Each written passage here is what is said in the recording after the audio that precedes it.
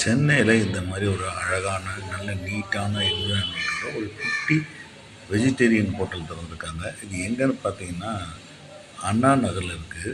இந்த ஹோட்டல் பேர் வந்து காவியம் பியூர் வெஜிடேரியன் ரெஸ்டாரண்ட். இந்த ரெஸ்டாரண்ட் வந்து அண்ணா நகர் சாந்தி காலனியில் இருக்குது.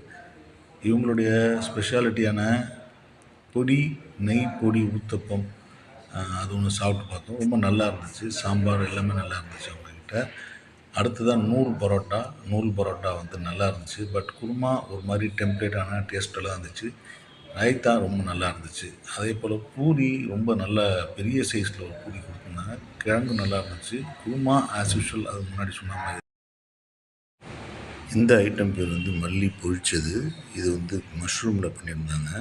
ரொம்ப அட்டகாசமாக மல்லித்தூள் போட்டு ஒரு மாதிரி ஸ்பைஸியாக அட்டகாசமாக இருந்துச்சு.